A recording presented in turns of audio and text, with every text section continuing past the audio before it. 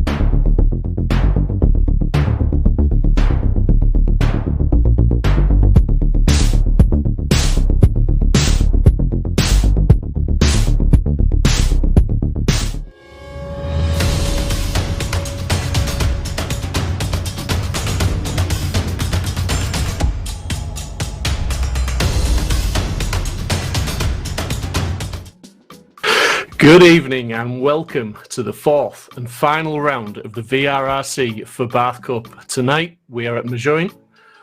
Easy for me to say, I know you'll say Dave. My name is Steve Proudley and I am joined by Dave Marshall this evening in the commentary box. Good evening, Dave. Yeah, how we doing, Steve? Yeah, I'm getting a little bit tongue-tied, mate, and I'm tripping up, and we've only just started. Yeah, well, we're not trying to pronounce Magione or Magoni or yeah, however we're going to pronounce it. There'll be multiple tries at it, but yeah, looking forward to tonight. It's going to be good. Yeah, really excited. The guys have really got to grip with the Fabarth cars, and we've had some fantastic racing. Last week was absolutely awesome. Reverse grid race as well. Second race was very, very tidy for a reverse grid race. Really good, clean stuff, and some very hard battling. Tonight's circuit again has got the nice long back straight, some fast corners, some tight, twisty stuff. You know, it's about 1.5 miles long, so a reasonable length lap for the guys to really get the hammer down and really start to try and, you know, there's some slipstream opportunities, there's some outbraking opportunities, and there's been some respectable lap times put in practice, hasn't there? Yeah, for sure. I mean, times are looking very, very close on the board here. I think out of all the tracks we've done this championship, this is definitely the more go-kart-esque track. You know, a lot of the drivers saying it's resembling more what they would regard as, you know, a tighter European go-kart style track. So yeah, you've got that straight down the back, but whether it's actually long enough to get that slipstream opportunity, we'll wait and see. But it's going to be one of them. It's going to take a very good calculated driver to get these overtakes done nicely, cleanly, and not lose too much time to any other drivers. Yeah, absolutely. And I mean, the championship is looking nice and close as well. As we can see on the screen now, we've got Robbie Stapleford in first place with a very slim he's on 85 points, which is a 3-point lead over Jack McIntyre in second. We've got Jordan Brennan in third, not too far behind. And we've also got Mike Epps in fourth place, but Charlie Oliver in fifth and Isaac Smith in sixth. They're not out of contention by any means. So it's all very, very tight up there, isn't it, Dave? And you know, it's still anybody's championship. Yeah, for sure. I mean, the race that's gone on in this championship, especially the past two rounds of it, it's been incredibly close. And we've seen in the reverse races that just about anything can actually happen. So we've seen Mike Epps there. You know, he's right up near the top of the championship. And if you remember, he had two non-finishes in rounds 1 and 2. So to be right up in contention, it shows what a drive he's done throughout the rest of it. But it also shows just because you have a bad round doesn't mean your championship's out the window. So, yeah, as we see, you know, we've got Jordan Brennan in third place.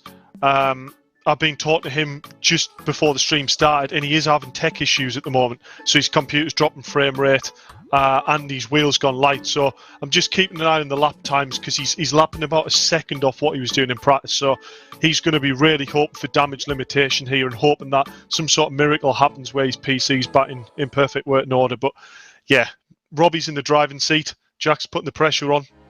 Let's see what's going to happen tonight.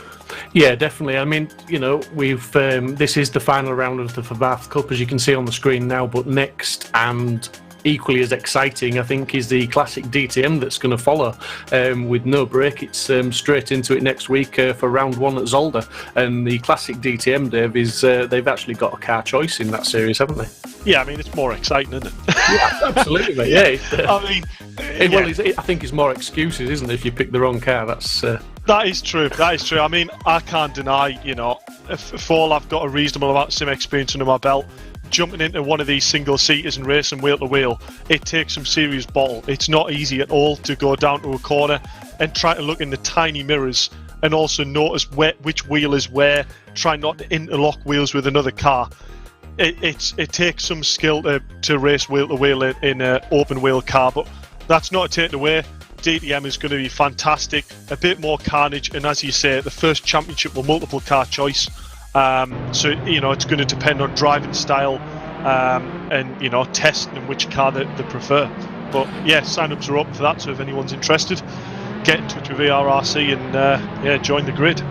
Yeah, absolutely. The more the better, and it's everyone is welcome in the VRRC community. As we are now getting qualifying underway, you can see there is 14 minutes left on the clock. A few guys just warming the tyres up, and we're just watching Jack McIntyre there, who will be on an out lap. It'll be business as usual, I would imagine, Dave, where they've got the fuel in now, and they'll just be out on the potentially the soft tyres, will they, and just trying to get that fastest lap in, build up over a couple of laps, maybe to the quickest. Yeah, so soft tyres are definitely a choice for qualifying here. With it being a smaller track, and it does get up to speed, but it's not consistent fast speed corners. So what you will notice is, the first 3 laps, the drivers will be putting good times on the board, but you're not going to see, the ultimate lap time until maybe after the 3rd lap in. So these drivers are probably actually running slightly more fuel than they would normally for a qualifying session. But yeah, medium's probably going to be a choice for race. Soft's been choice. As we see, I believe that was Martin Johnson getting a little bit sideways. No, it wasn't. It was Andy Dorman, sorry. Getting a little bit sideways there.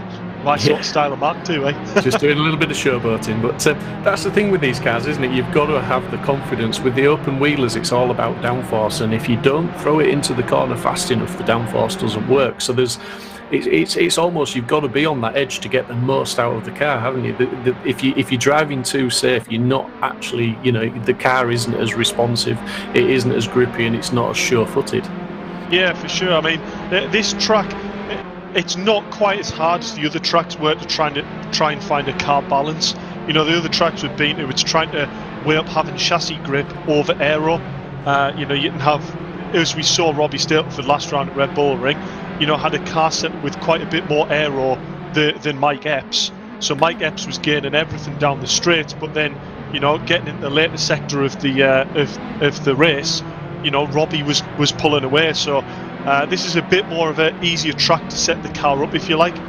It's, as I said, it's more go-kart-esque, so a lot of chassis grip and quite high aero, because by the time you get to the end of the straight, you haven't really got that overlap potential to get past the car. No, well, and I would just say the man of the season, and he's the man of the season because, as you say, he's had 2 DNFs. Mike Epps, he's the guy that's consistently, and I say that tongue-in-cheek because there's been a couple of, Robbie Stapleford's been consistently up there, but Mike Epps has been pretty much fastest in most of the practice sessions. He's been a little bit unfortunate in some of the races, and he's been a bit more, shall we say, calculating in some of the others where he's settled for positions, but he's put a 107.2 in now with Charlie Oliver. Just look at that, 0.010 behind, and Stapleford 2/10 off. It's going to be a tight one this evening, but Mike Epps is just sort of carrying on where he left off from last week, pretty much, isn't he, with the times? Yeah, I mean, you can see in Sector 1 he's gone faster again than his pole lap at the moment. I don't know whether you saw there, but he was actually tucked in behind Mick Sutton and got the slipstream down the straight. Oh, that was a bit of a tongue twister, wasn't it? But yeah, so as we see there, plus 29. Don't actually know what that means. That should have mean he went quicker, so maybe he's gone back to the pits and this is now a new outlap. That there's what I just want to talk about, what we saw on stream. You saw there coming out of that corner, all these cars are running that low. The curbs and the grass on the outside and out on the outskirts of this track, they're extremely severe. So if any car sort of wanders slightly wide, or as we nearly saw Tony Gallagher do any sort of incident like that, the wheels come off the floor and you have absolutely no traction whatsoever. So yeah, in the race, we need to look out for that, because there could be incidents here that are caused purely because the wheels of a car aren't even on the floor. Yeah, that's it. Once they're on the undertray, there's pretty much lost all control there. And like you say, if you run too wide onto the curb and you cut, once the car starts to bounce, that's it. You've lost control, and you could end up anywhere. And again, in the braking zones and things like that, if you're unsettled, it could end up leading to a few incidents. But Charlie Oliver actually has now set the fastest lap with a 107.184, so he's just pipping Michael Epps in second place. Stapleford has improved, but he's still in third place. Jordan Brennan seems to have got things together and sorted out his technical issues, because he's in a healthy fourth position and he's only 2.7 off the pole time at this moment. So the times are all coming and it's all looking very, very close. So maybe that neutral sort of a setup where it's maybe not quite as crucial, it's easier to get that balance set up. We're maybe going to see more of the guys in the hunt for sort of a top six qualifying position. Yeah, I'm really impressed with Charlie Oliver. That's I'm looking at the lifetime board here from all the practice servers and the sessions that have gone on prior to this race on this track in this car, and that's the fastest lap time he's ever done. So that's really impressive, and it's a quality drive, to bring it into quality. As we see Isaac there giving it a little bit of a sideways into the pits. It's really impressive to bring it to qualifying, and put in the best lap you've ever done. That shows real class and real composure. Yeah, and Charlie Oliver is currently fifth in the championship with 69 points. The leader, Robbie Stapleford, an 85. So he's not far away. Two good results tonight, and maybe a little bit of misfortune for Robbie Stapleford. Could see Charlie Oliver still in contention for at least getting on the podium in this championship. Yeah, well, let's remember as well, there's drivers here that's going to be thinking of the bigger picture. You've got the championship for the Fabarth, but this whole Fabarth championship and the previous championship are all part of the bigger League of Champions. So Jordan Brennan is currently top of League of Champions with Jack McIntyre in second.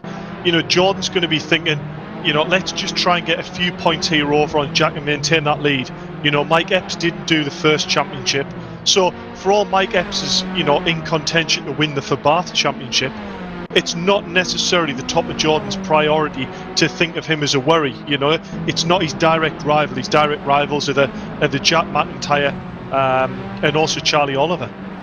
Yeah, I mean that is it's a real beauty of the League of Champions with the 4 championships that we've got going on with them, because obviously as much as it's is that Jack McIntyre we're just seeing in the gravel as well there.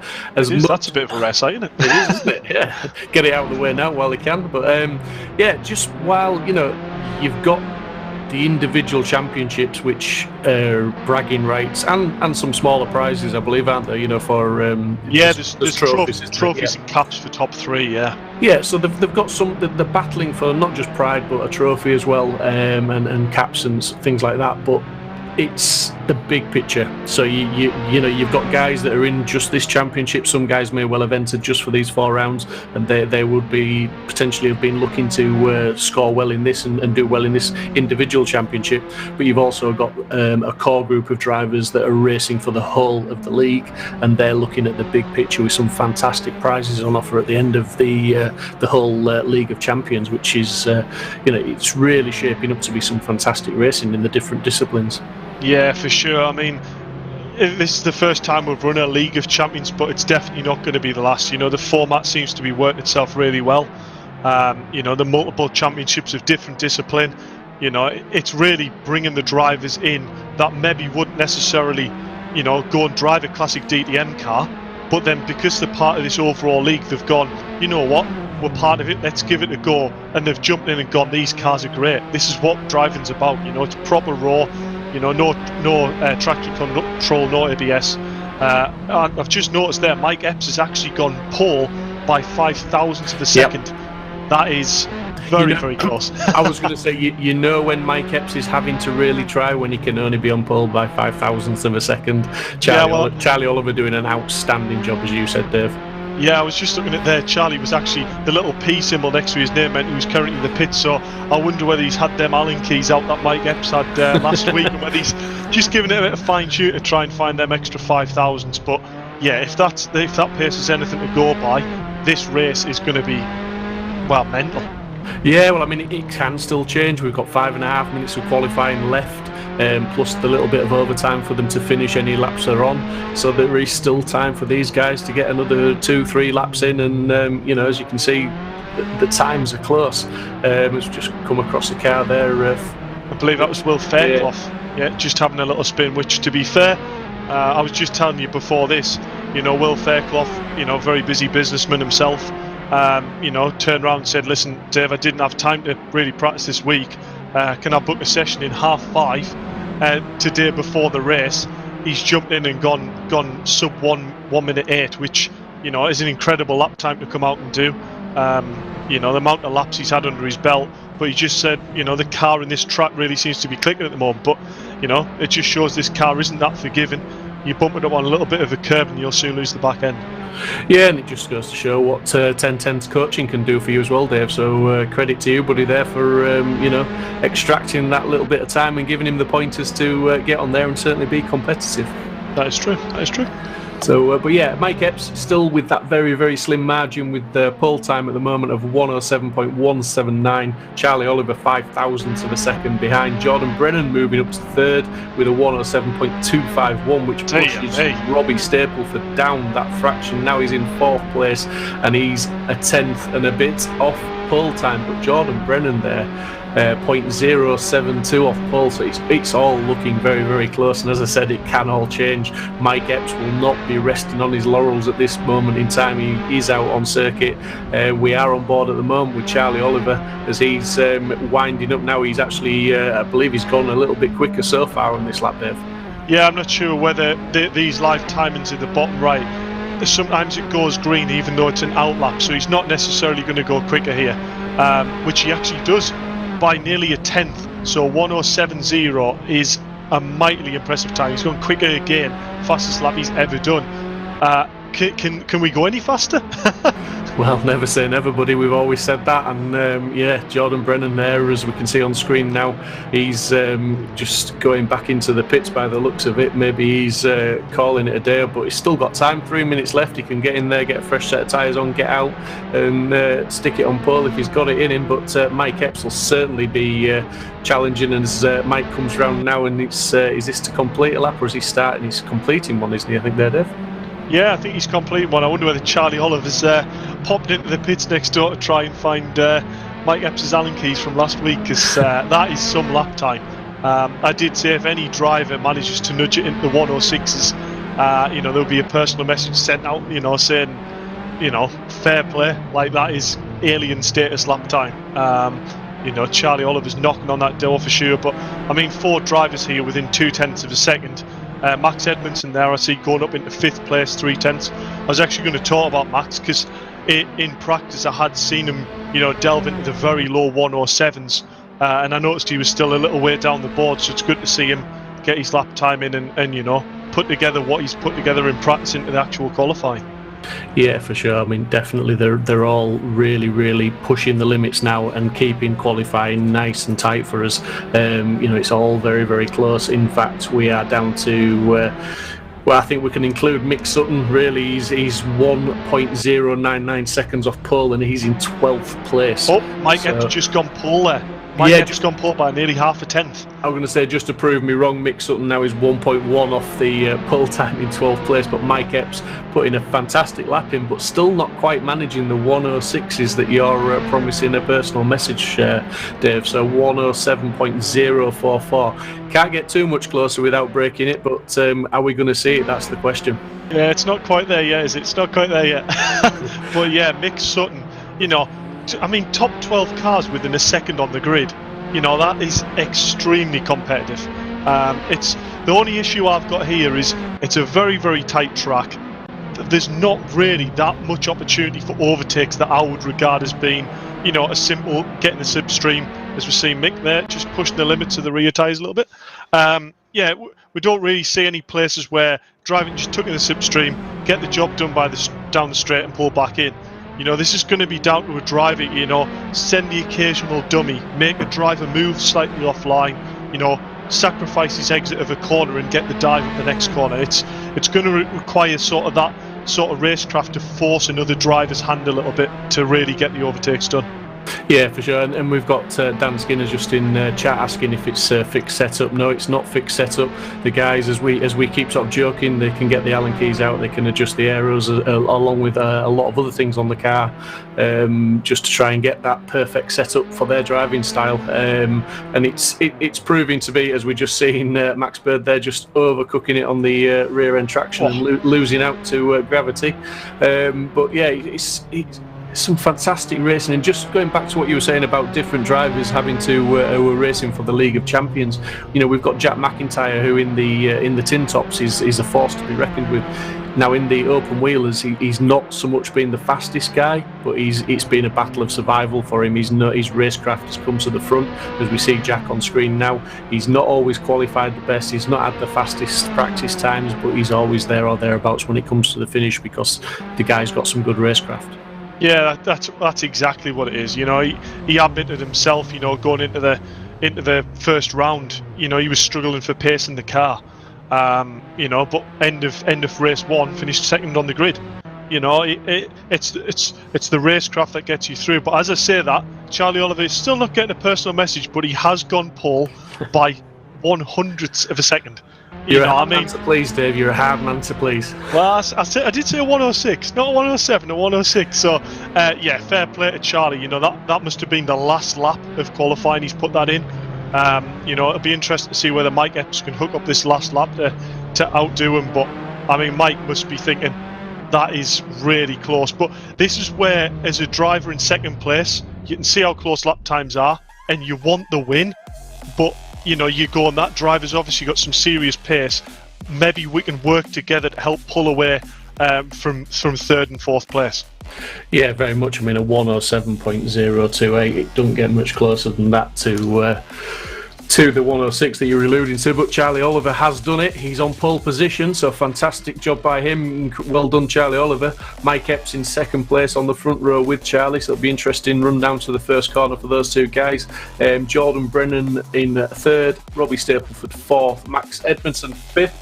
And we've got Max Bird in sixth, Martin Johnson seventh, Jack McIntyre eighth, Will Fairclough ninth, and we've got Isaac Smith rounding out the top 10. So some fantastic qualifying times from the guys, some really, really good laps. But I do believe we've got Charlie Oliver awaiting an interview, Dave. Yeah, I'll go down and have a chat with him and tell him he's not getting that message.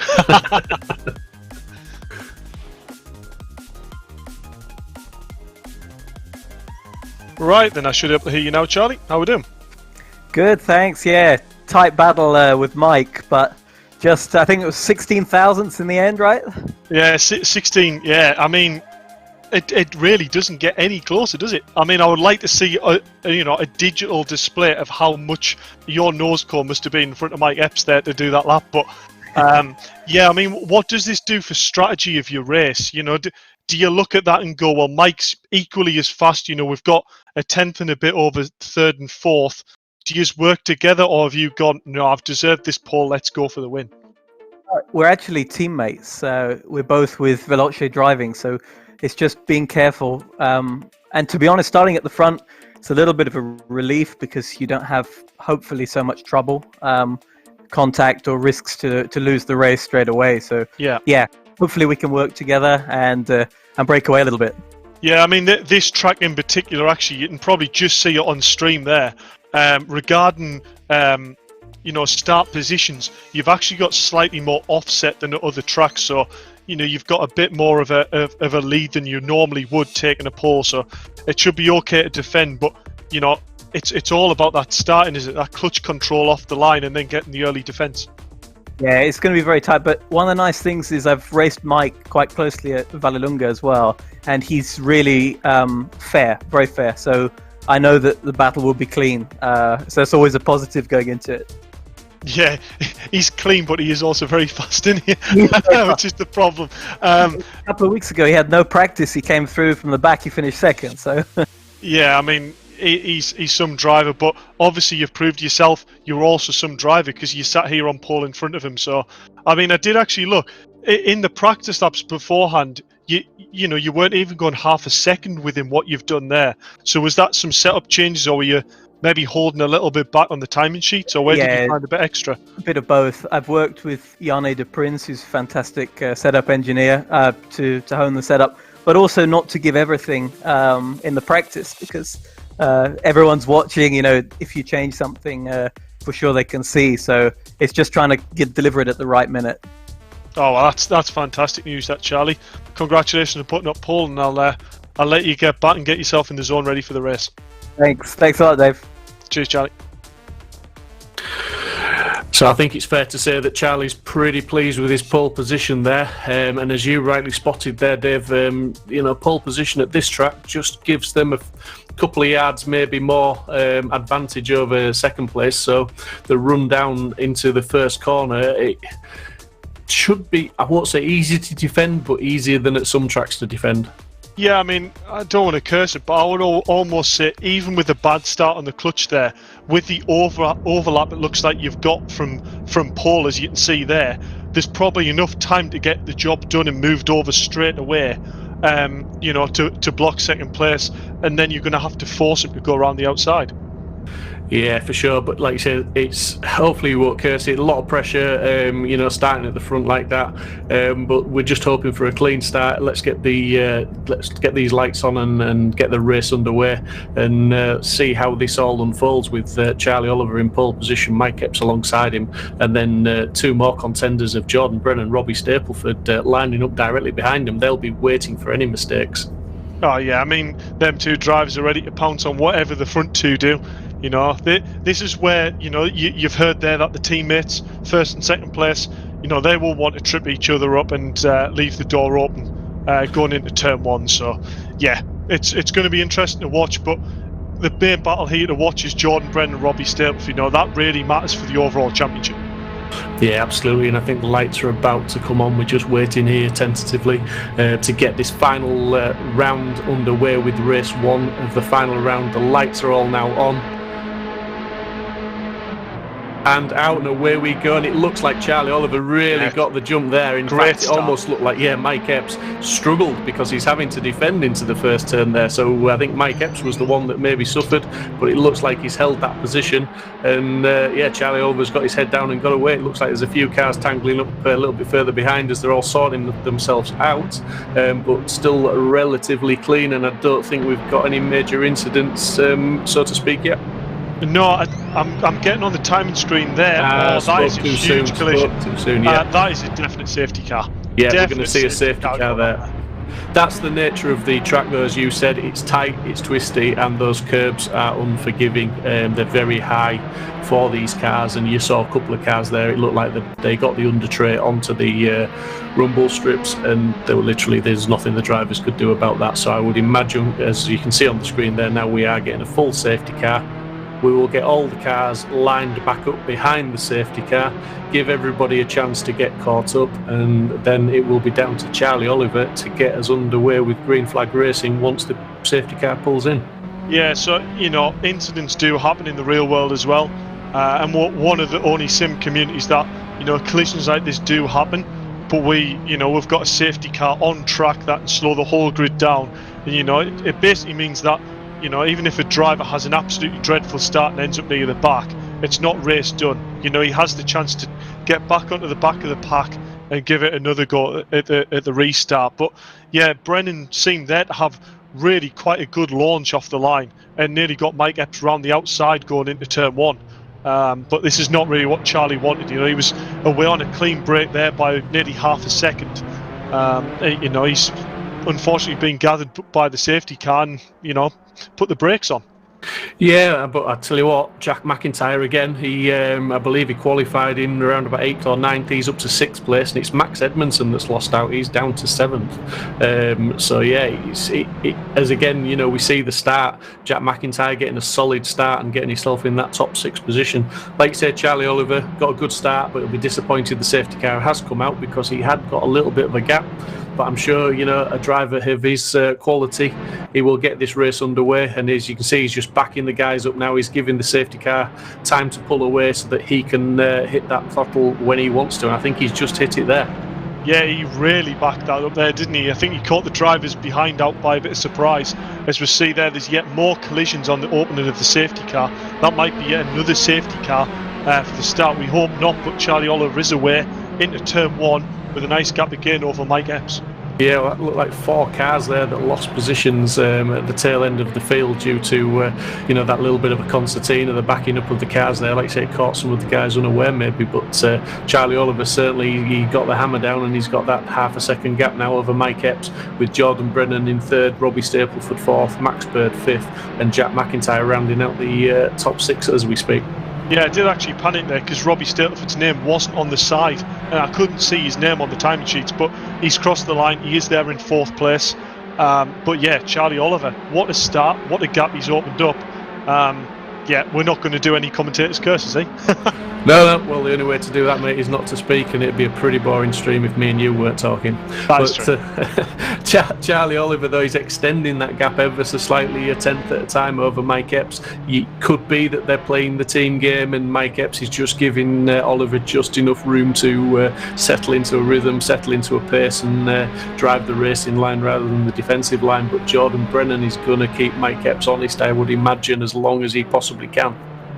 Yeah, for sure. As we see there, that's Will Fairclough seemed to have a lot of car damage, so that would probably explain why he's lapping slightly slower here. Paul Laramie would be looking at this going, well, I need to get past because my car's okay.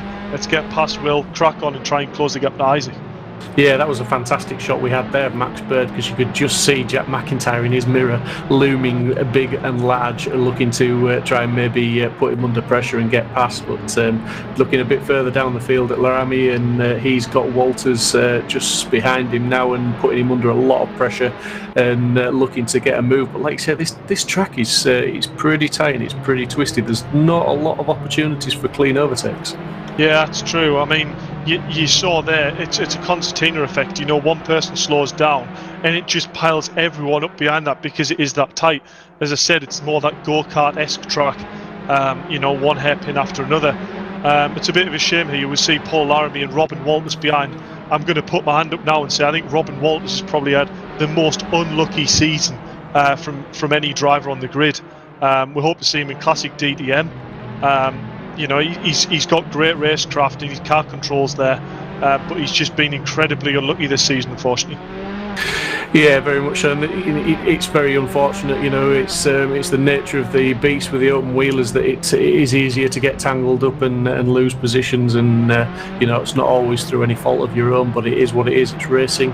As we see Charlie Oliver, 4 laps completed and 1.1 second now to the good of Mike Epps. Mike Epps equally almost a second to the good over Jordan Brennan in 3rd. Robbie Stapleford still there in 4th place with Max Bird 5th, Jack McIntyre in 6th place, and Max Edmondson in 7th. So Max is still trying to hang on to the back of Jack, as we can see here now.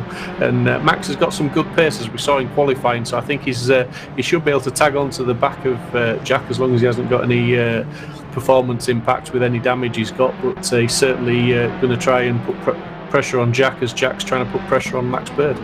Yeah, for sure. I mean, Max does have some really good pace here, and he did out-qualify Jack Max, so Jack will be thinking here that Max is going to be charging, but it's whether or not tyre conservation is going to come into it here. I mean, is Charlie pushing the tyres too hard? Has he done the test to know how hard he can push the tyres early on in the race? Because Mike Epps isn't slow, and to open up a 1.2 gap on Mike, that is some serious pace, so I hope his tyres last there. Yeah, I mean, it could be that, we're second guessing, but it could be that Mike Epps is just, he's let him go thinking, well, Mike's certainly got the pace that it would appear over Jordan Brennan in 3rd. He's got a comfortable margin of a second, so it may be that he is doing the tyre preserve thing and thinking that, Charlie Oliver may come back to him towards the last quarter of the race or so. Yeah, I mean, what I'm actually noticing is the cars are relatively spread out at the top. You've got nearly a second and a half now to Mike Epps, then another second to Jordan, then half a second to Robbie. The gaps aren't actually as close as what I would have expected them to be looking at the lap times. We're looking at the top 12 separated by a second, so maybe that's a bit of a case of bits of damage at the start regarding a bit of contact, or maybe we're finding that this track, with the cars running slightly higher aero, we're getting a bit more turbulent air, a bit more dirty air for cars that are following. Yeah, and I think with it being such a tight track as well, we're just riding on board with Fairclough, and you can see every time he hits the curbs a little bit too hard, it really unsettles the car, and it throws them way offline and missing the apexes and things like that, really costing them time. Although Fairclough is putting Isaac Smith under a lot of pressure as we speak, and he's doing really well, driving right onto the diff of Isaac Smith. I mean, I imagine that both these cars are damaged. Looking at the front wing, certainly of Fairclough, that's not at the normal angle, it's slightly down on one side, and so is Isaac Smith. So yeah, just to confirm, both those guys have got damage at least to the front wings, and I think Isaac Smith, in fact both of them, I think have got damage to the rear wings as well. Yeah, I mean, I was going to say Will's car's definitely damaged, but then I saw the angle of Will's front splitter, and then I saw Isaac's and went, no, Isaac's is properly damaged. So, yeah, Will's probably going to have a little bit more front end traction here, which is why we maybe see him have a little bit more entry speed into corners. But this is where Will just needs to sit back a lap, take in what Isaac's doing, and learn whereabouts on track he's quicker. And then, you can set up then that overtake the next lap and make it really authoritative and go, that's my line, I'm having that. Because we've seen Isaac in the past few races, you try and put around the outside of him and he's not giving you any room. Yeah, just looking at the timings up ahead now as we're still watching this battle here, but looking at the times ahead, Charlie Oliver, that gap, it had sort of settled down a little bit over Mike Epps, but again, now he's just taken another couple of tenths out of him. They're still lapping now, I would say, closer than they were time-wise at the start of the race. They're both doing the 107s around 0.6-ish. The last lap of Charlie Oliver's was a 0.8, so in fact he's just crossed the line to do a 107.5. Mike Epps was a 107.6, so he's just extending that lead, or he did seem to extend that lead ever so slightly. I think it is about management, isn't it, this race now? I think these two guys, Charlie Oliver, Mike Epps, they've got that gap over third place Jordan Brennan. They're teammates, they're not wanting to trip up over each other. I think maybe they're just going to keep going as it is, do the tyre management thing, and we may see a bit of a battle in the last quarter, last 3, 4, 5 laps of the race. Yeah, this is exactly what the front two wanted. They both respect each other. They both know they're going to give each other space and not push each other off the track. And they've got that nice buffer of a second and a half over third place. Out of the slipstream, Mike's not putting that much pressure. We see that's Max Edmondson right on the diff of Jack McIntyre here. So that battle is really heating up as well. Yeah, definitely. We said Max Edmondson, he had the outright hot lap pace over Jack McIntyre, which he showed in qualifying. But we're looking in the bottom right of your screen now as well at Robbie Stapleford on the back of Jordan Brennan, and we know that Robbie is he's certainly a man to be reckoned with. He's certainly got the pace. His racecraft is growing from week to week. We've just seen him. I was just saying earlier off air that Robbie Stapleford, he's really impressing me, not just in this series, not just in this League of Champions, but since I started commentating with VRRC in the TT Cup way back. He's certainly a driver that is growing in stature and confidence.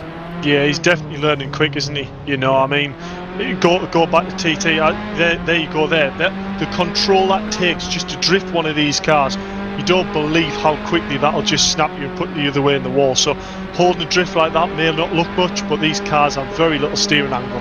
That's a great hold to hold on the back of Jordan Brennan. Well, hold on to the back, correct the steering, and keep the throttle in. It's like you say, it's all about balance. It's all about reactions and just the right amount of everything at the right time. And Robbie Stapleford just proving that he's got the ability, and he's certainly putting Jordan Brennan under a lot of pressure, as it looks like Jack McIntyre's just broken the toe of Max Edmondson ever so slightly. He's got himself a little bit of breathing space. We can see Max Birdie's there in no man's land in between Stapleford and McIntyre in fifth place. So Robbie Stapleford, I wouldn't want to be in Jordan Brennan's shoes right now. No, I mean, I've just watched there, there's two corners there that Robbie's came out of, and both times he's just lost the back end just a little bit. Just hoping that isn't his back tyres up, as you see there, just giving Jordan a little nudge, which, in open wheelers, that can go very, very wrong. But Yeah, just noticing Robbie's car's maybe looking a little bit lively on the back end, so I hope that's not a sign that Robbie's rear tyres are starting to go off already.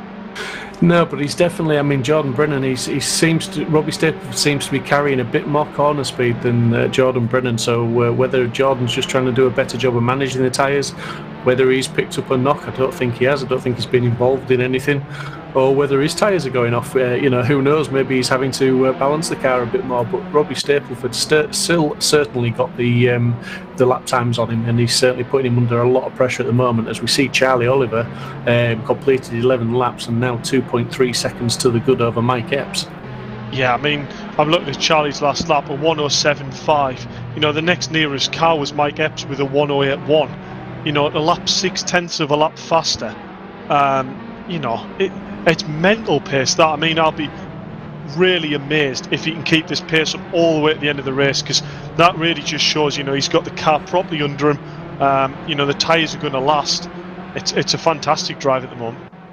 Yeah, absolutely well measured and a great performance. And like you say, as long as he's not burning those tyres out too quickly with 6 minutes and more or less 15 seconds left on the clock, he's a long way from home, really. The last 6 minutes, as we've seen with these tyres on these cars before, it can all change within half a lap. We've seen the pace drop off dramatically in some of the races.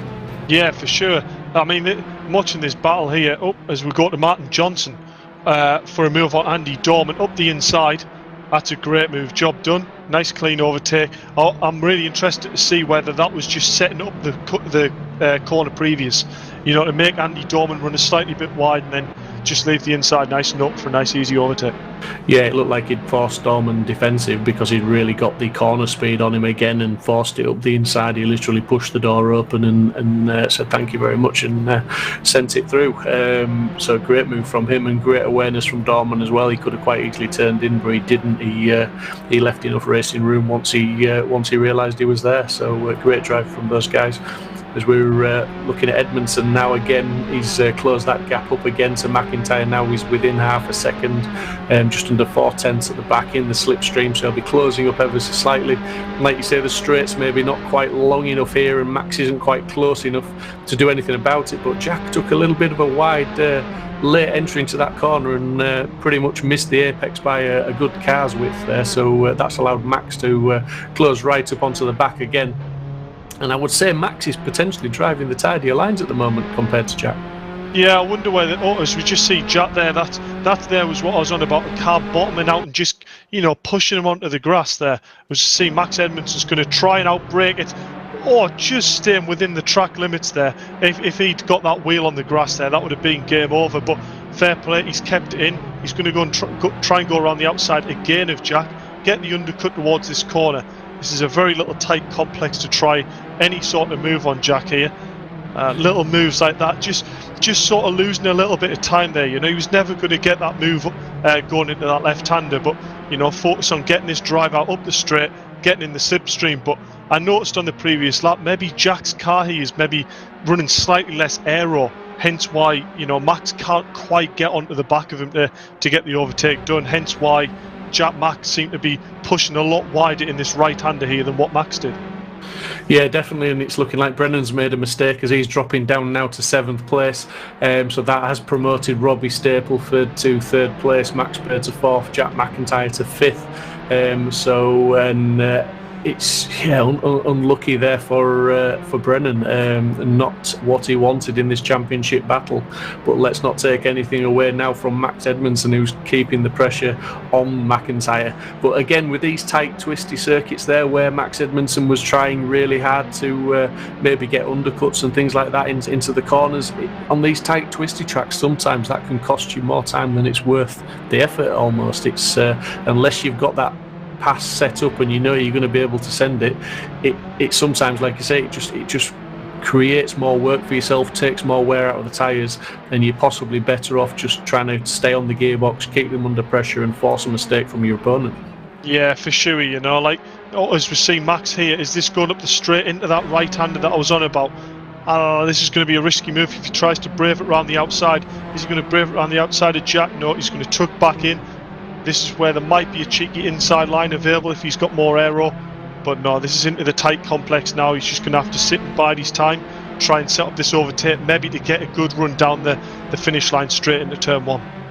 Yeah, absolutely. We're seeing Charlie Oliver as well on the screen now. On the timing screen, has completed 15 laps and he's just a shade under 3 seconds, or he's 3 seconds now on the relative time ahead of Mike Epps. So fantastic drive from Charlie Oliver. Doesn't seem like his tyres are going anywhere soon, does it? With 2 minutes left of the race, he's still putting in those lap times, albeit he's dropped. His last lap was a 108.2. Mike Epps was a 108.1. So they're still close on lap times, but not close enough on the track, really, I don't think, for Mike Epps to be able to do anything. Yeah, I mean, that's not really a massive drop off yet. I mean, it's a big drop off in Charlie's lap time compared to his previous laps, to do a 108.2. But regarding the likes of Mike Epps, that lap time is still only worth 10. So when you've got a big gap of 3 seconds, that's you wouldn't really be feeling the pressure from that. But yeah, I'm just looking at the reports here, and there wasn't any collision with Jordan Brennan, so I get the sense that it wasn't any car to car. Maybe it was just a slight curb hit, or what I said before about the car bottoming out and just pushing him wide on track. But at 7th place, it's not going to be good for his championship standings. He was really quite closely battling with Robbie Stapleford. Hopefully in race 2 he can get some of that damage limitation back and get a good points haul. Yeah, just to note, Max Edmondson he lost half a second on that last lap to Jack McIntyre, so maybe another failed sort of overtaking manoeuvre has just cost him a bit of time again, because he's allowed Jack McIntyre a little bit of breathing space again. Yeah, Sorry, I think you were taking a rather big gulp there, were you? I was just going to go into full flow then, Dave, and you cut me down in my prime, but go on. Yeah, I was going to say, I think seeing what Max is doing there, it was what you discussed before, these tight little complex hairpins and stuff like that. If you are a car width closer to the inside of one of these hairpins in the braking area, and the car in front isn't defending and taking the wider line, by the time you come out of that corner, the car in front can be 3/10 up the road. So it's really about calculating and measuring these distances right for your overtake, because you can very easily make the job a lot harder, even if you have got the lap time over the car in front.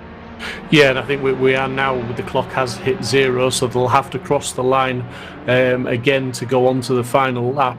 But now is the time to try and force those overtakes. Now is the time maybe to stop calculating too much and maybe just try and send it, as it were, albeit cleanly, but be a bit more forceful, because we are approaching the final lap for these guys and of race 1. So it's all up for grabs still, and these guys, Walter's now in the slipstream of Carroll, and it looks like Carroll's given him the inside line, so that should be job done. That should be job done, yep. As you saw there, just got a good run out of the last corner, got on the power nice and early, was alongside going into turn 1. Not a lot Andy Carroll there could do. Robin, if you're looking at the back of Isaac's diff here, he knows Isaac's in a damaged car. He'd be thinking this is game on for 13th place.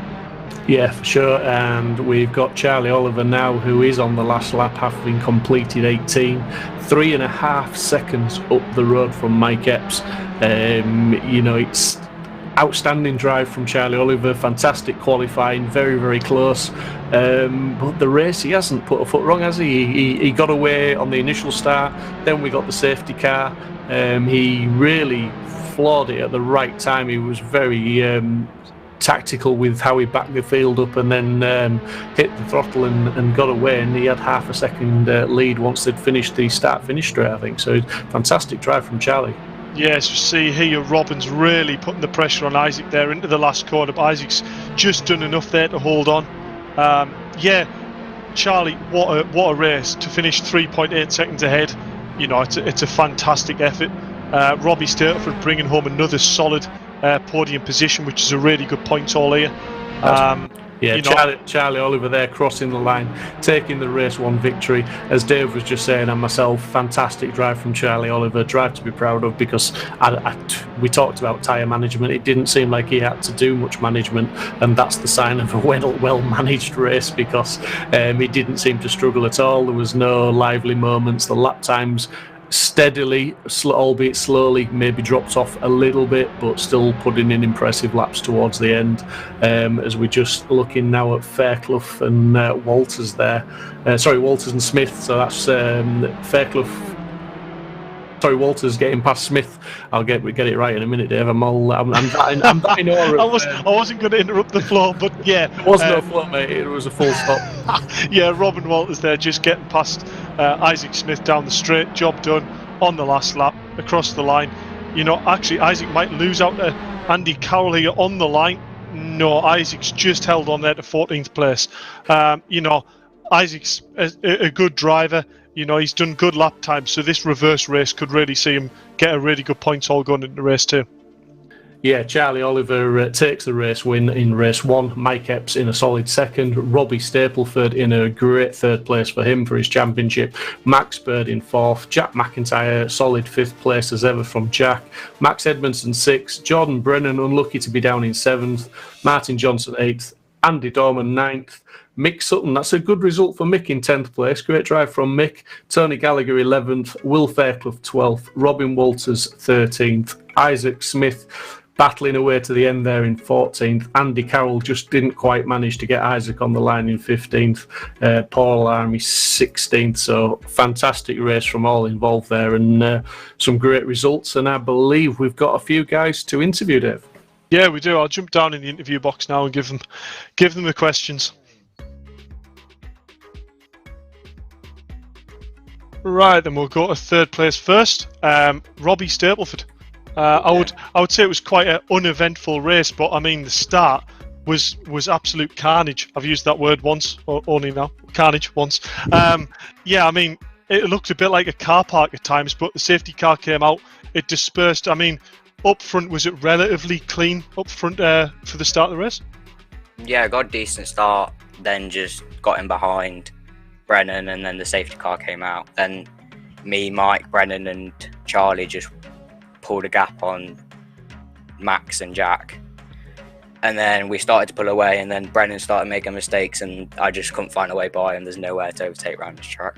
Yeah, we have noticed it seems like quite a difficult track to sort of get an overtake done. It's going to depend on like trying to set an overtake up and force a driver to go slightly offline. But we didn't actually see what happened to Jordan, but I presume there was no contact there. It was literally just Jordan maybe getting a bit of curb and running off into the gravel, I take it.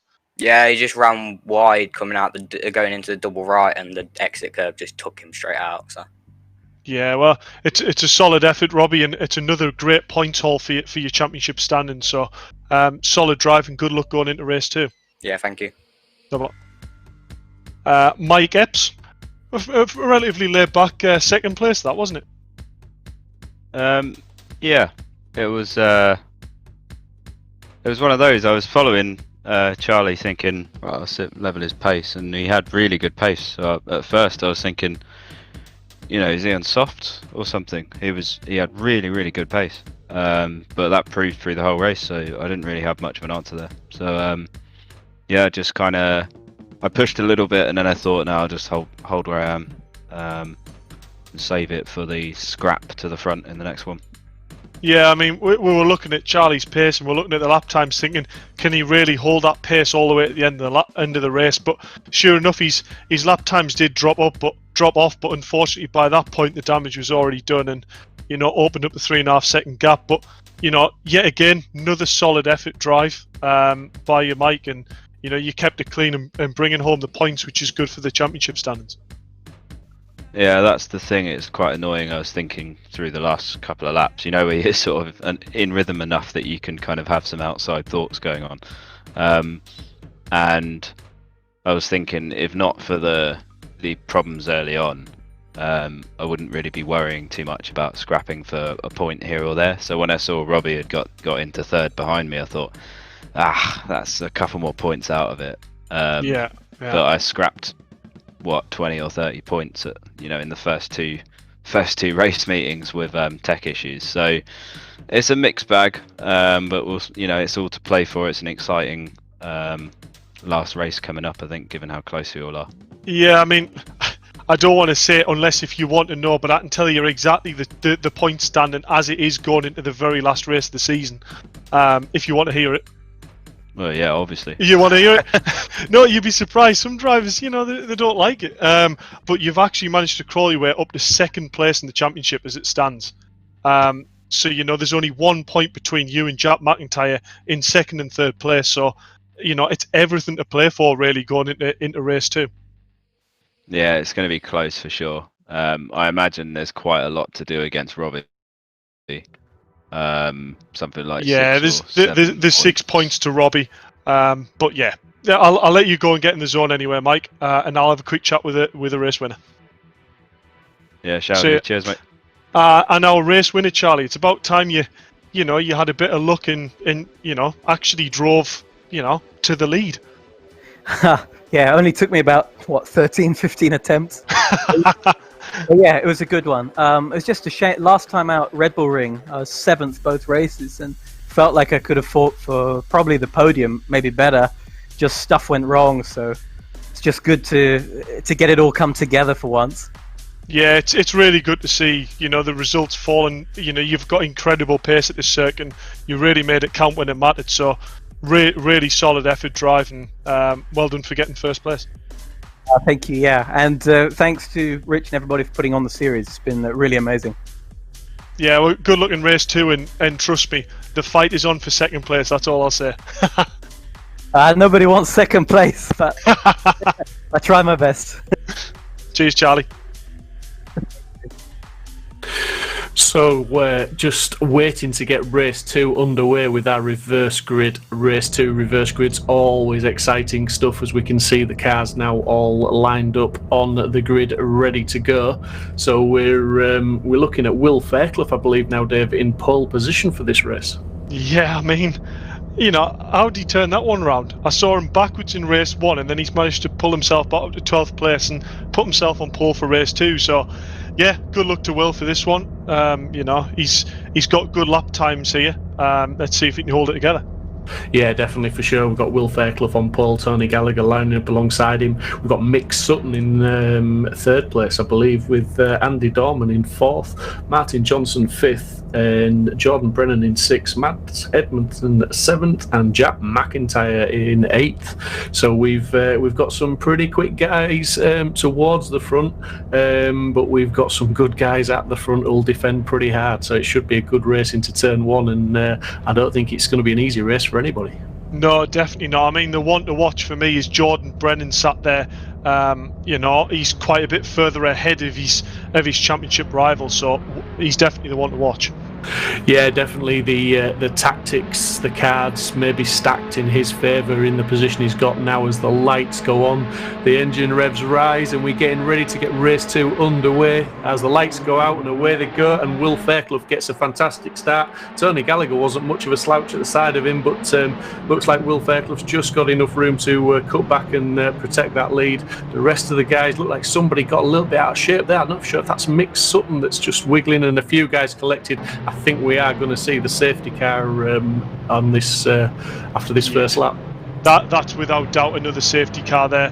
That this is exactly what I was on about before, about open wheel, wheel to wheel contact in these cars just doesn't end well. Cars get spun out. There's nothing really you can do about it. But this is the last thing Will wants. Clean start, half a second ahead of Tony, and the safety car's going to end out in front of him. Yeah, but you know what? Jordan Brennan 13th. Mike Epps 6th, Charlie Oliver 7th. It's all change at the top at the moment, and Jack McIntyre, as ever, dependable Jack, in 5th place. So he's managed to stay clear of trouble. Jordan Brennan, it looks like he maybe got just caught out and tangled up a little bit there, because him and Max Edmondson have both lost a lot of places. Yeah, I mean, I'm looking at Jack's car there, and actually Jack's car looks like it has quite a lot of damage on that front left and actually the whole side of his car. So hopefully there's not too much damage done to his car. But yeah, Mike Epps and Charlie Oliver, both the front runners in the previous race, right up behind Jack now. So be interested to see how much pressure Jack gets put under. But yeah, I'm sure he's he's going to be capable of defending this one. Yeah, and apologies to Mick Sutton, because from the aerial view all I could see was the colour of the car, and I thought it was Mick that was maybe having an issue, but Mick's still there in third place, so good start from Mick. But Will Fairclough got it away off the line pretty well. Tony Gallagher alongside him doing an equal job. Be interesting to see how Will deals with the safety car restart, as I believe he's starting to maybe just back them up a little bit. He seems to be slowing off a bit. Yeah, that'd be fair early to try and back them up going onto the back straight. But yeah, I mean, I'm looking down the grid. We've got some big runners a long way back. Robbie Stapleford, I've noticed, is actually in the pit lane. So that is huge news regarding the championship standings. Yeah, must have picked up so much damage that he just can't continue, or he's having to go in there and get the damage repaired and get back out and see what sort of a job he can make, as we just see somebody else going off in the background there. But yeah, Will Fairclough's going to be under a little bit of pressure now to get this race restarted, and he's just gapping that safety car, weaving to try and keep some heat in those tyres as the safety car's pulling off. And Will Fairclough's going to get these underway as soon as he chooses. Yeah, I've noticed Robbie Stapleford is actually back out the pit, so he's going to be on the push to try and get on the back. But here we go, Will Fairclough, Mick Sutton down into turn one. Hopefully Will realises he's still on cold tyres here. You know, just steady on the throttle, nice cool inputs. Don't look in his mirror, just get his head down. So we see Jack Mack with a great start up in third place. Yeah, he got Dorman under a little bit of pressure. Dorman ran wide, and McIntyre just didn't need that second invitation to go through on the inside and take third place away from him. Mick Sutton up to second place. Will Fairclough got away, got the start, and he's maintained the lead, and he's just gapped Mick Sutton by half a second. So Mick Sutton has now got Jack McIntyre to contend with and concentrate on his mirrors, as you can see there. Yeah, we see Mike Epps here. He's got a good line out of the corner onto the straight. Pulled alongside Andy Dorman here into the right-hander. Better traction. Is Charlie Oliver going to try and follow him through, going into the double right? There's a collision. Contact, yeah. Big spin by Charlie Oliver, and I believe he's in the wall. Yeah, I'm not sure if he made contact with the wall or not, but possibly he did a full 360 and he's nice and safely rejoined. But he's certainly lost ground now, down to 13th as it stands at the minute, and Mike Epps into 4th, one place behind Jack McIntyre. So Jack McIntyre is trying to put it around the outside of Sutton. Sutton defends well, but that allows Epps right onto the back of Jack McIntyre now, and they're almost going 3 wide where there should only be one car. Fantastic drive from all the guys, but Jack McIntyre up the inside of Mick Sutton. I'm sure he's going to get that move done now. No, Mick Sutton still defending. Jack McIntyre really up the gearbox, and Mike Epps just in for the just watching at the minute. Yeah, this is very much of a case of, you know, two guys that are maybe trying to lap a little bit faster, but actually tripping over themselves and getting boxed in behind the guards defending. Yeah, I mean, Mick here is doing a fantastic job here to soak up the pressure from these two guys. What I've realised in the championship standings, if I'm right in working it out, this main battle for the championship now really does come between Jack McIntyre and Mike Epps. Yeah, as we've seen, Charlie Oliver just trying to make his way through. He's back up to 9th, but a little bit of contact again there. He had contact with Walters as he went through, and he's up to 8th now. It's getting a little bit feisty further down the field as he's trying to force his way through. Jack McIntyre there is showing as second. What's happened to Fairclough? Well, I do believe that car that went a little bit sideways and hitting the side of Charlie Oliver, that was Will Fairclough, unfortunately. So I don't know what's happened to him there. As we see, is that Isaac Smith just showing Robin there the grass. You know, Isaac's just got to watch himself there for being a little bit aggressive on pushing cars wide there. But I've also noticed Jordan Brennan has got himself up to 4th place. Yeah, that's a fantastic recovery after a little bit of a dodgy start, as it were. But Mick Sutton, 4 laps completed, leading the race, doing a fantastic job to soak up the pressure from Jack McIntyre. I think Mick's been assisted a little bit by the fact that Jack McIntyre's under a little bit of pressure from Mr. Epps behind him. But Mike Epps he's got the pace. He just needs to keep the pressure on, not doing anything silly. And like you say, Mick Sutton, he just keeps driving, keeps defending, and he's keeping the lead. Yeah, I mean, you commented on it in race 1. You know, Mick had a great race, a top 10 finish for himself. You know, this at the moment, I'm not going to give him the commentator's curse, but this is a great drive from Mick, and he'll be absolutely loving this, I would have thought. Yeah, fantastic drive from Mick. We've said in weeks gone by how Mick, his journey continues with VRRC as he improves week after week, race after race. He's proving to be a guy that puts the time in, and he's learning, and he's doing a great job with what he won't mind just saying two guys that are probably quite a bit quicker than him behind him, but he's holding them back. He's got every right to defend.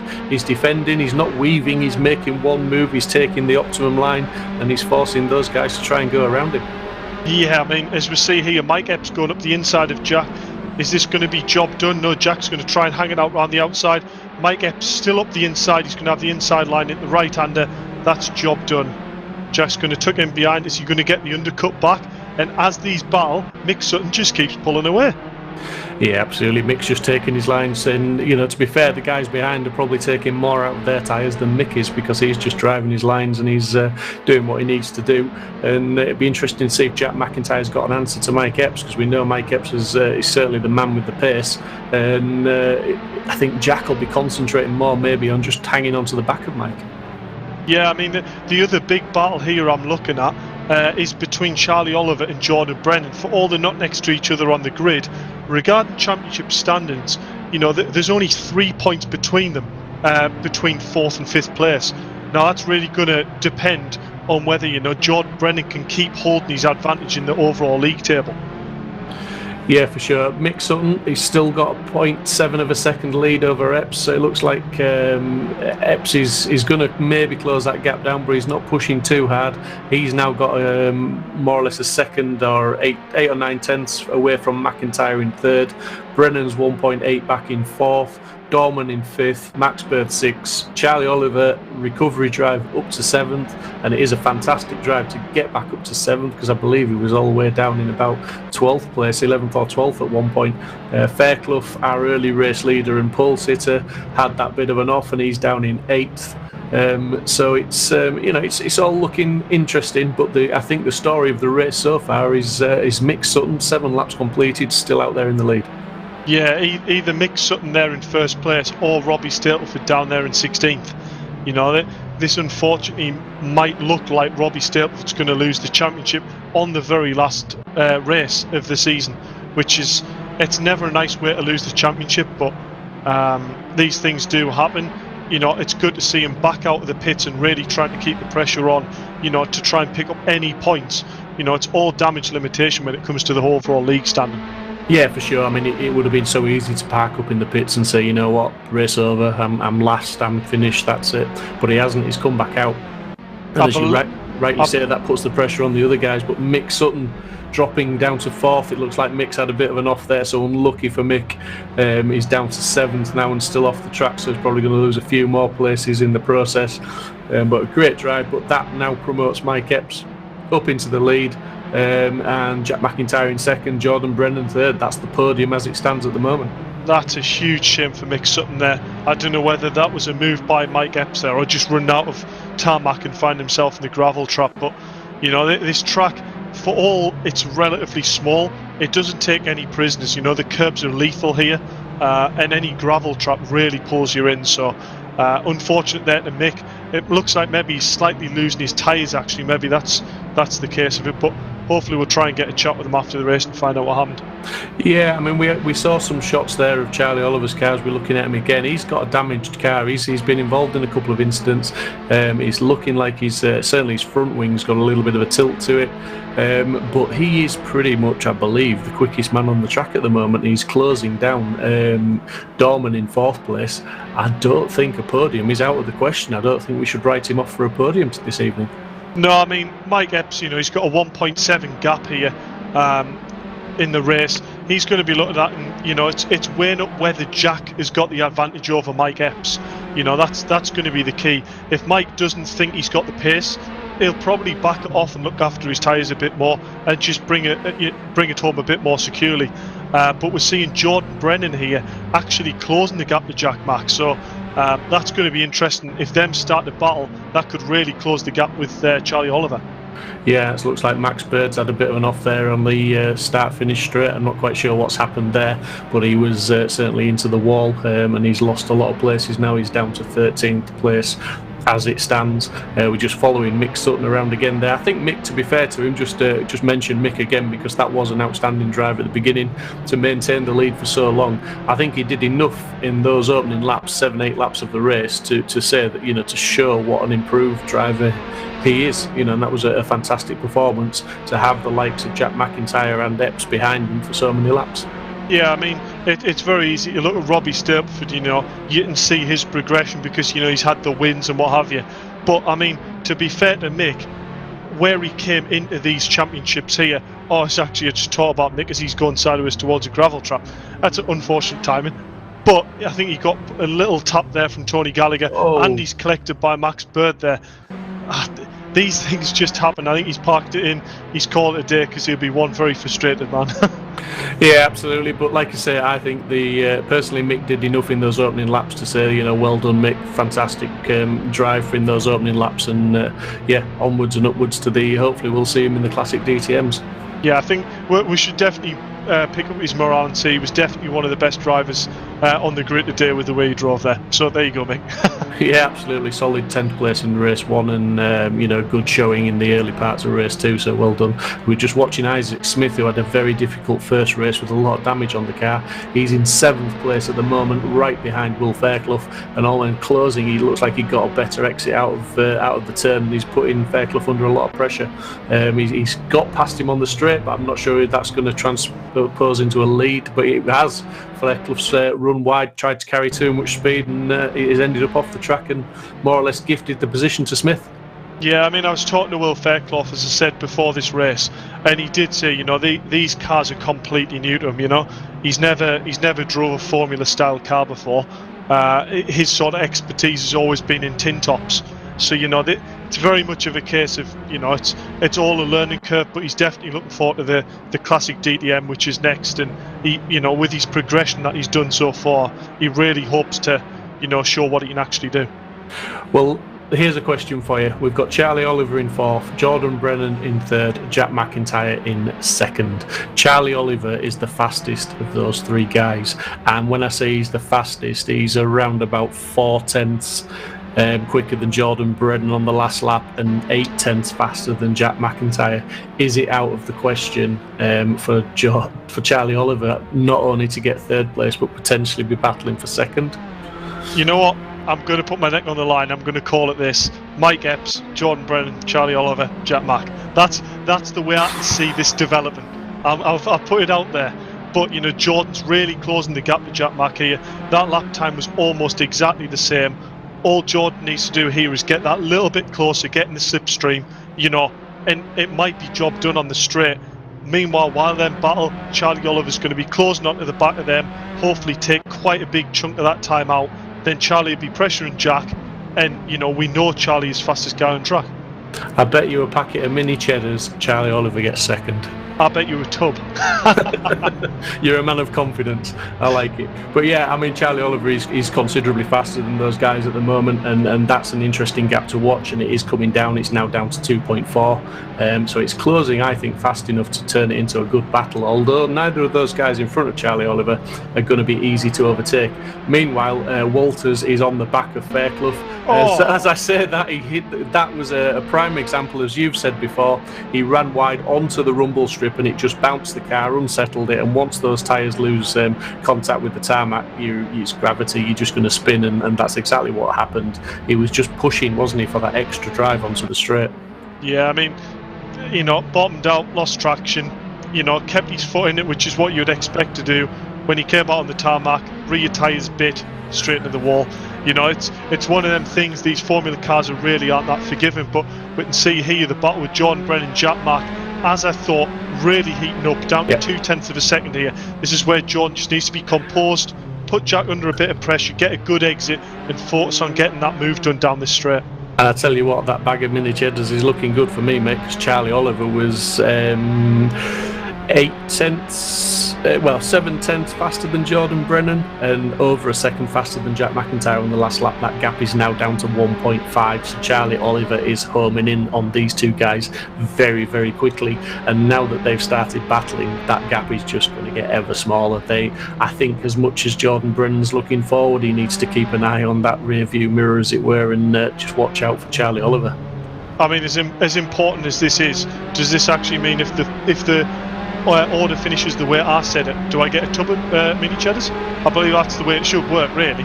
But yeah, as we see, Jordan Brennan there 2/10 faster than Jack Mack, but Charlie Oliver nearly a second faster than the drivers in front. So as you said, Charlie is a man on a mission here. Jordan's going, I know Charlie's here, I need to get this job done, as he might have down to the left-hander, followed by a right-hand hairpin. Jack's going to hang it around the outside, Jordan's going to tuck in, Jack keep it tidy, and there he has done indeed, and there, job done. And there is Charlie Oliver. Charlie is right on the diff of Jack. Yeah, that was a fantastic driving from both those guys. Really good stuff from Jordan Brennan. Really forced it past Jack McIntyre, which, when you're talking of a driver of Jack McIntyre's standard, it's not easy to force anything on them, as it were. But Charlie Oliver, he's got the inside line there, and he's followed through. So Brennan is not in the clear. Charlie Oliver has gone up the field now after being involved in some early incidents, into third place, and it has to be said he's looking solid to challenge Jordan Brennan in second place now. Yeah, I mean, I'm trying to work out what this is going to do for the point standard, but this at the moment is actually what Jordan wants. He wants a car between him and Jack to try and increase that points gap between them, and it might just mean that he keeps this championship points with the advantage. But yeah, Charlie is a man on a mission. Look at the pressure he's putting on Jordan. This is going to be one hell of a battle for Jordan to try and hold on to. Yeah, and I mean, considering he's got damage to that car, I'm going to sound like a fanboy now, but Charlie Oliver's got damage on his car, and his best lap is still a 107.4. So I mean, that's a hell of a lap time with a damaged car, because that was done only a few laps ago when he was on a charge up to these guys. So he's certainly he's got to grips with this car, and he's certainly, I'd say, the fastest man out there tonight. Yeah, as I said before, it's a bit of a shame, really, because we saw a bit of an unlucky start from Charlie at the start of the season, with a few collisions and run-off tracks, but he could have been really the man to look for the championship win early on in the season. As it happens, it might actually come down to this very race whether it decides whether he wins the championship. By the looks of it, as it stands at the moment, Mike Epps would be the champion of, as we see there, just his nose at the inside. Whoa, Jordan will be sweating right now. I thought that was the move. Because literally it looked like they almost went into the braking zone together, and it almost just looked like Charlie Oliver released the brakes and went for a gap that was ever decreasing, and they did well to make no contact. But yeah, Charlie Oliver's really stated his intention to Jordan Brennan there. It looks like he's going to he's definitely a man that's going to try and send it at any opportunity and get that second place. Yeah, I mean, this is where Jordan really needs to be smart driving here. He's going to have a massive overlap here, Charlie. But yeah, Jordan needs to realise here that Charlie has the pace advantage. He needs to try and back him up and get Jack Mack to really start battling with Charlie, to try and take some of that initial pace off Charlie. That is going to be one hell of a feat to try and back him up, because the way Charlie's nipping at his heels, I don't think he's got any room to back anybody up, because I think if he starts trying to back him up, and I'm not disagreeing with you, I think that's what he needs to maybe try and do, but if he does, there's every potential that Charlie Oliver is going to stick it into a gap that maybe Jordan's not expecting. Yeah, I'm just watching Charlie here, and I really hope that Charlie realises the point scenario is in here, as he's going to try and get the undercut on Jordan here. Jordan needs to try and hang this round the outside, otherwise he won't have the inside line going into the hairpin. He's going to hang it up the inside into the hairpin. Charlie with a collision, Jack Mack gets caught up in it, and Charlie goes through into second place. Yeah, I mean, I wouldn't want to call that. To be fair, they were side by side, and it was a typical open wheeler incident with the wheels getting just a little bit tangled up, just a slightest of touches there, and it was unfortunately it was Jordan Brennan that came off worst. Charlie Oliver has now got that second place, and just to give you the rundown, we have got Mike Epps out in the lead after 17 laps, 7 seconds in the clear. Second place Charlie Oliver, third place Jack McIntyre, fourth place very unlucky Jordan Brennan there. Andy Dorman in fifth, Isaac Smith in sixth, Andy Carroll seventh, Max Edmondson in eighth, Robbie Walters ninth, Gallagher rounding out the top 10. So it's been another race of not incidents but action, with a couple of little incidents thrown in, and the latest incident, that one there. I mean, any thoughts on that one initially, Dave? Yeah, I mean, from initial glance, it looks like a bit of a racing incident. I think, Charlie, went to go round the left-hander and he committed to go around the outside of Jordan into the hairpin. Jordan knew he had to try and defend it. Maybe Jordan should have just ran a little bit quicker into the hairpin, just to show his nose and go, look, I'm here, this is my corner, you'll have to do it another corner. But unfortunately didn't commit quite enough to it. There was front to rear wheel contact. Jordan then got on the throttle and span it through. That's the way I would look at that decision. It would take a clerk of the course to look at it and decide what actually happened. But I'm noticing here Robbie Stapleford is up into 12th place after an absolute horrendous start to the race. Yeah, fantastic. Credit to him. But I mean, we've got Mike Epps now on the last lap, and he's going to take the checkered flag and win race 2. He ran race 2, and he's won race 2 with a solid second place in race 1, so that's some good points for Mike Epps this evening. Charlie Oliver, fantastic drive up to second place with some good battling overtakes. Just showed that he's got a fighting spirit with some of those overtakes. It has to be said, there was a little bit of a few nudges here and there on the way through, but great drive all the same. Jack McIntyre, dependable Jack, third place as ever. He's always there or thereabouts, even when, by his own admission, he's not the quickest guy in the car. Jordan Brennan, he'll be disappointed with fourth place. He was battling for second, and he came off worst in that little bit of contact in the last couple of laps there with Charlie Oliver. But fourth place for him, solid points still in the championship. Isaac Smith fifth, Andy Dorman sixth, Carroll 7th, Edmondson 8th, Walters 9th, Gallagher 10th, Fairclough 11th, Stapleford, great drive from him when he could have so easily parked it up. Bree brings it home in 12th place, and then you've got Paul Laram in 13th. Mick Sutton, fantastic start to the race, really showed that he's learned how to defend, if nothing else, holding up Mike Epps and Jack McIntyre for several laps, with some great clean defending and some good driving. Fantastic driving from those guys. A fantastic way to finish this championship. Just great stuff. Yeah, it is, isn't it? I mean, that's the race results after, unfortunately, race 1. We will be updating them with race 2 to see the overall standings. But I believe, if my points are right, Mike Epps has secured the win for the championship, followed by, I believe, Charlie Oliver and Jack Mack might be tie on points, but don't hold me to that. I think that might be right. If you are correct, Dave, and I'm not questioning for 1 minute that you're not, buddy, but if you are correct, what a championship season for Mike Epps, considering 2 DNFs. That is an outstanding performance to score enough points. Maybe, as we said, needs confirmation of the points, but it's looking like he has to take this leg of the League of Championships with a win in the Fabarth Cup. Yeah, I mean, it's a stellar drive, isn't it? I mean, I'm absolutely gutted for Robbie Stapleford. It's the luck of the draw. Sometimes it's come down to the last race. You would have thought all he needs to do is just try and bring home like a result like he has for every other race, relatively tidy. And unfortunately, tonight wasn't his night, and he ended up in the gravel trap. Fair play. It takes huge morale to try and, finish the race after being, stone dead last, and you've just, lost the championship. But yeah, Mike Epps didn't, with tech issues, missed 2 races.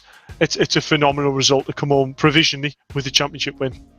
Yeah, for sure. I mean, that's what we say, and that's what makes a great competitor, not just a great driver, is even when it's not going your way, that you don't really throw the toys out the pram, so to speak, and park it up and say, that's it. You come back out, you look at the big picture, and you think, at the end of the day, every single point I can score counts. And not only that, but by being on the track, you keeping the pressure on the guys that are trying to overtake you in the championship, because they know that you're there scoring points, and they've got to keep it clean, keep it pointing the right way. And fantastic. It shows some good maturity, I think. Yeah, for sure. I mean, we've just seen Jack Mack, a brilliant slow-mo by Mike Yao, who's doing the stream at the moment. This is what it takes to win a league. Jack's thinking of the bigger picture. He's bringing home the points. He's not necessarily bringing the outright pace to put it on pole every race, but he's bringing home the points, and that's what it takes to win leagues. Yeah, I think Jack McIntyre will probably find himself a little bit more at home once he gets into the classic DTMs again. And let's not forget, we've got 4 rounds of the classic DTMs. We've got Zolder, Hockenheim, Nürburgring GP. We've got Spa, and then the final championship is the TT Cup. And we know how exciting the TT Cup can be, Dave. Oh, I mean, the last 2 championships for me, the classic DTM is going to be fantastic, loads of nostalgia, and then the TT, which is really quite close to my heart. You've got the likes of the push to pass feature, lots of tracks with lots of straights.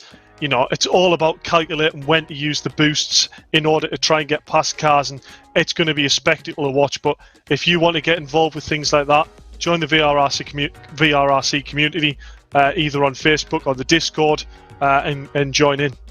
Yeah, well, I think me and yourself need to jump down into the interview room now, because I think we've got some podium finishers to have a chat. Yeah, well, I think I've also worked out the championship points, so we'll go down there and, we'll do the interviews. Let's go have a chat. Good evening, chaps. Hello. Good evening, Mike. Good evening, Jack. And good evening, Charlie. Sorry. Jack, if we can come to you first, buddy. I've nicknamed you on the stream Dependable Jack. Seems to be whatever the class of car it is, even if you're not quite gelling with it or you're not the fastest man on the track, you can bring home a reasonable result, show great racecraft, and score solid points even when you're not the fastest guy out there, mate. So well done. And how was the race for you this evening? Thank you. Yeah, it was real tough tonight. I was struggling quite a lot. I've just not really had the car under me this season. I think I was lucky a bit with the Porsche last year that I got it set up really nicely early on and ran with it, but I've just never really gelled with this car. So it was tough, but to be honest, I didn't expect to do as well as I did in the championship. And like you said, it was just down to staying out of trouble and trying to score the points. Yeah, and we saw in the early stages of race 2 here, obviously Mick Sutton with the reverse grid there. He, Mick's an improving driver, shall we say, because he started not too long ago, and he showed good improvement. But he held yourself behind him and Mike Epps for a little while. I mean, was that as much Mick defending, or was that you looking in your mirrors at Mike for a while? Maybe a little bit of both. I had a few corners side by side almost with Mick, but yeah, to be fair to him, he was quick. I wasn't really catching him. He was pulling away if anything. So then as soon as Mike started reeling me in, I kind of knew that was probably an inevitability. But yeah, it was good. It's a good shout for Mick because he had some good pace there. Yeah, he had a solid top 10 finish in the first race, and so he's definitely a driver improvement. But yourself, as I say, Dependable Jack, fantastic finish. I'm not sure if your good friend Dave has any questions for you. Yeah, I'll just say congratulations, Jack. It's a great result when I think you'll admit you didn't have the pace in the car yourself, like you said. It's great to bring home the points, and it's actually put you 3rd in the championship overall. So that's really good points for the overall league as well. So great racing, great clean racing from yourself. Cheers, mate. Thank you. Yes, I think onwards to second place in race 2, Charlie Oliver. What a different race to race 1, buddy. Still a solid drive, and I mean, the chips were down, you had a damaged car, but you were still the fastest man on the track, and you fought it back to second. And before Dave says anything, I called it. I said you'd finish in second place, so well done, buddy. I wish you'd said first, but no, I tried my best. I mean, the race came unstuck, really. The start was good, there was some contact, but pretty good. I think I made 5 places on the start. So did Mike. He was just ahead of me. and then just trying to pass somebody. I don't know the corner names or numbers, but trying to get up the inside. And we made contact. I spun. You guys probably saw it. So then it was just, obviously the win was out of the question then, really. So it was just coming back. And I got to fourth, and I was just chasing Jack and Jordan, who were battling, and managed to get them. So yeah, second's probably the best I could do after that. It did. I mean, to be fair, like I said, it just showed some great spirit and some good battling, and the lap times were pretty impressive, considering you had, from what we could see, certainly a very badly damaged front wing. But yeah, your pace on the track was good. Race 1 was fantastic. Race 2, I think, was maybe a little bit too exciting for you. Maybe you would have preferred more of a carbon copy of Race 1, but you certainly showed the racecraft and the skill and the speed. So well done from me. And again, Dave, any questions? Yeah, I mean, you basically put all the nails on the head there. You know, Charlie, it's been a great drive, a great points haul, and you've really shown what you can do in the Formula seats. You know, you've got extreme pace. Yeah, very, very difficult race 2 there. But you've come away with second in the championship overall, provisionally. Oh yeah, I was going to ask you guys to tell us about the point. So Mike won. Second place by a point to Jack. Oh, okay. So who won? Mike. Mike Epps has won congrats, the Mike. championship. Wow. So Amazing. yeah, I mean, you know, if you'd had a better start to the season, which, you know, was really unfortunate by yourself because you clearly had the pace in the car, you know, what could have been different? But in the league standings overall, this is going to put you in really good stead going towards DTM. It shouldn't be too bad. I changed actually the wheel and the pedals, all of that at the beginning of this championship, so it took a little bit to get used to it, but I think it's made a good difference.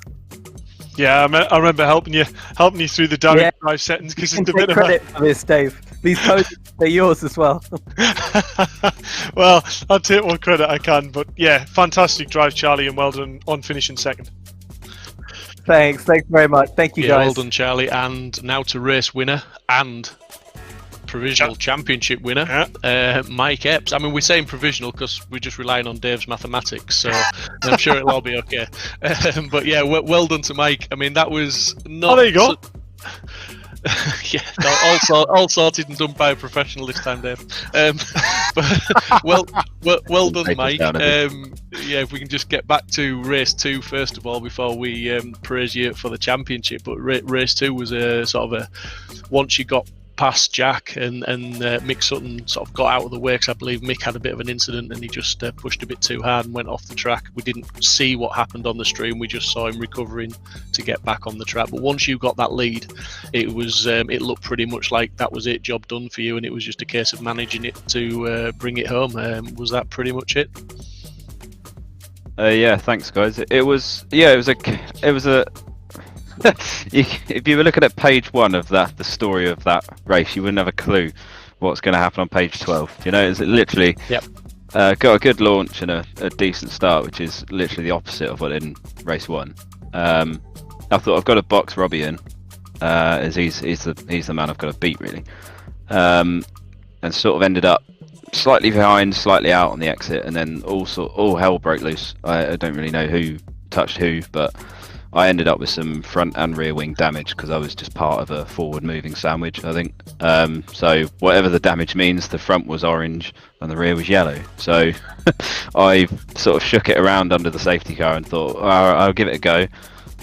Anyone who plays iRacing knows if you get front wing damage, you're minus like 15 million kilometers an hour down the straight. So I was worried about that with this, but she seemed okay, just a bit understeery. So, you know, I'm sat there in 5th thinking, okay, Robbie's at the back or a long way down. You know, you kind of have to drive your own race. I don't necessarily need to go crazy for the next 5 or 6 laps. I just need to settle in, weigh things up. Mick was doing a good job leading. I'm not sure if he had some interesting internet connection or something, because his car sometimes went on the grass on my screen for a moment, and I don't think he was actually on the grass. I think it was just on my internet or his end, I don't know. So I was just sat there thinking, I'll hold back for a sec. But then I put some pressure on Jack and Mick, and I thought, right, I probably need to get away now. I can see Charlie's coming through. I can see, you know, there's probably guys behind that have got better pace. So struck a move, got a good little gap, and it was just managing it to the end then. And yeah, I can't believe it. Coming in thinking probably not likely to get this. Don't know, but there you go. Yeah, and I mean, I think, to be fair, Robbie Stapleford, as you say, he was the contender for you at the start of race 2, and it has to be said, myself and Dave have both praised Robbie on the stream because he got caught up in whatever that incident was at the start of race 2, which didn't just put him to the back of the field, it put him into the pits. He had to go get some damage sorted out. So when he came back out, he was a long way behind. But he showed great maturity by basically carrying on, because he knew by carrying on there was a chance he might pick up some points. Not only that, as we said in the commentary, it kept you guys under pressure because he was back on the track, so to speak. So you needed to finish, and you needed to finish with some decent points. So credit to Robbie. But back to you, Mike. I mean, with a couple of DNFs at the start of the season, I think that is a championship well deserved to bring it home for the win. It's well done, buddy. I think after the first round, when we saw the DNFs, nobody would have really didn't go against you because you had the pace, but you made it hard work for yourself after those first couple of races. Yeah, I'd say in typical new racing driver to simulator style, even though I've had a sim for a while, just a few little nooks and crannies that I hadn't really ironed out. Typically are the things that can cost you sometimes. Quick comment on Robbie. I hate winning in that sort of way. It's not really a pleasant way to do it. You'd rather fight for the whole thing over the race distance. But commiserations to him. I'm sure he's. I was imagining he's probably pretty annoyed. I'd be sat there staring blindly at my screens, quite frustrated. And I know a lot of real drivers that have faced losing a championship in their final race, and I can't tell you the sort of emotions that go through you in the real stuff, with all the work that goes to it. And I'm sure, to be honest, even sat in your room pounding around on the sim, it's a similar set of emotions that actually come out, just because of the amount of time you spend testing and changing setup and missing dinners and lunch and whatever, trying to go quicker.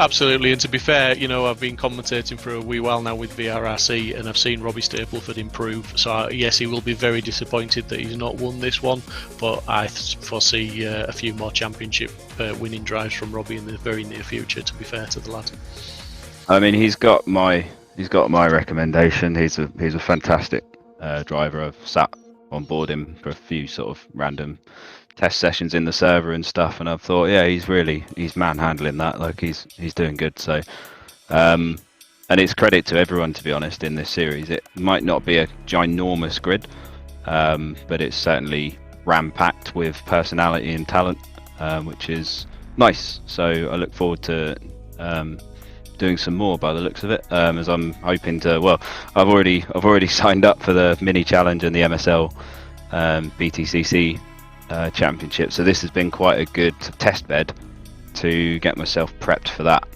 just learning how the simulator works and the little bits and bobs you need to get ironed out and get right to go quick. So but no, thank you guys, thank you everyone who runs the championship. Excellent stream as always. Thanks to Kat and Veloce Driving for the entry. And yeah, thanks to my sim for not playing up for the rest of this championship. No, well, thanks for taking part, and we really look forward to seeing you in the future events. I'm not sure if Dave's got any comments to make, but it's just a well done from me, Mike, and congratulations. Yeah, Cheers, man. Well done, Mike. Should we get the hats and trophies to you in no time? Perfect. Yeah, I mean, I've just got an email from Fanatec today that one of my products that I ordered like way before Christmas won't be here till February now. So if you could beat that, that'd be great. We'll try our best. Cheers, Mike. Cheers, boys. Yeah, well done, boys. Thank you. So that was the final podium of the Fabarth Cup race 2 this evening, and indeed the final podium of the season with our our championship winner there, Mike Epps, bringing it home in first place. Really unlucky for Robbie Stapleford there, but that's racing. On screen now you can see the League of Champions does continue from next week with Classic DTM Cup, and as you can see we've got an Alfa, a Mercedes and a BMW on the screen, so the guys for the first time in this league have got a choice of cars, and they will be racing at Zolder next Tuesday, same time, same place, so to speak. Dave, any sort of final thoughts on the Fabarth Cup this evening? Yeah, I mean, I was going to say it didn't disappoint, but to be fair, you don't want to see a championship decided by the driver that's winning it at the very back. So it was a bit disappointing in that respect, but it certainly didn't disappoint in action, did it? So, Fabarth's been great, but let's move on to Classic DTM next week. And yeah, that's big nostalgia next week. So I'm looking forward to hearing the high revving engines. Yeah, I'm sure it'll be awesome racing as ever. Is there room in any of the sign-ups still, can we say? I'm sorry to put you on the spot, buddy. We didn't discuss it earlier, but no, it's all right. There's still room for Classic DTM and Audi TT, which is the last round.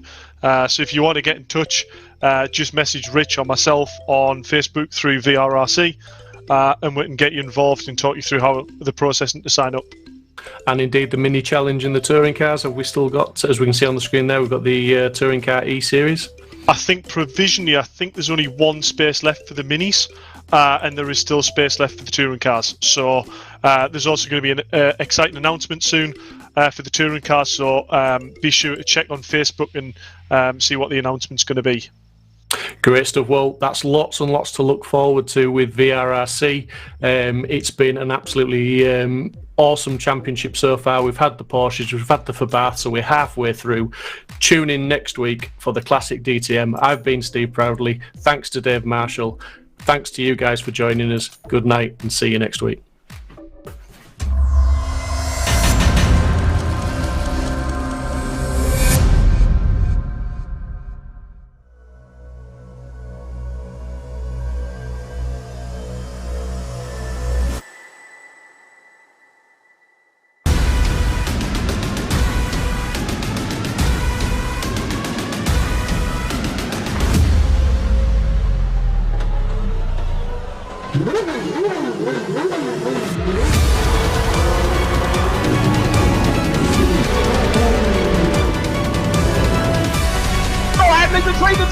The insider coats. Parker gets too heavily involved. And that's Whitehead and Coates.